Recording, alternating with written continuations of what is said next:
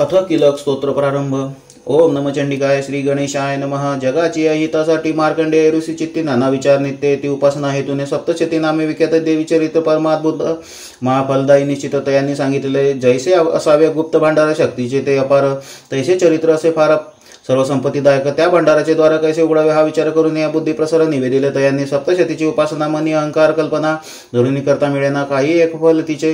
म्हणून ज्या शंकरांनी जगदूतद्वारा गंगा देणे त्याचे स्मरण करून मने चित्त विनम्र करावे। मार्कंडेय म्हणते उद्धट, जरी साधक स्वार्थ पंडित तरी त्याशी शाप लागत। चरित्र पठणी सर्वदा म्हणून किलक नामे सान स्तोत्र केले निर्माण।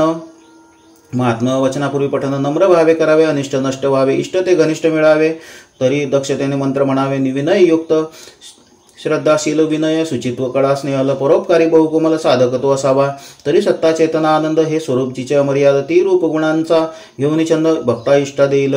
सप्तशती स्तोत्र संस्कृत रक्षण करता शिव निश्चित, त्याची या संगे देवी नित्य कृपावती भक्तांची प्राकृत मराठी रचना अवतरली जगत कल्याणा। श्रद्धा बळे होता उपासना पठनक्षय फलदायी, किल्ली तयांची असे एक मनी धरावा विवेक, सर्वस्व आपले क्षणिक मानून ते अर्पावे।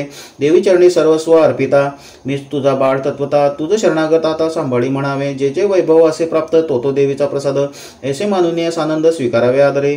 यासी आत्मनिवेदन म्हणते प्रसाद म्हणून या सर्व संपत्ती, सेवन करिता नसे दुर्गती हीच खूण ही किल्ली। शिवे या परिविधान कथियले ऋषीशी पूर्ण, त्यानुसार आचरण स्तोत्रपठणी करावे, स्पष्ट उच्चार करावा, मातृचरणी भाव असावा।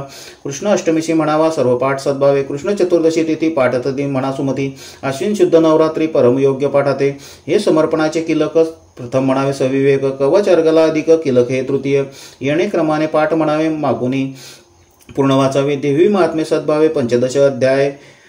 किलक स्तोत्र मराठीत दिवाकर अनंत सुत, भक्त साधका स्तव रचित देवी कृपा जाली। शुभम भवतु श्री जगदंबार्पणमस्तु।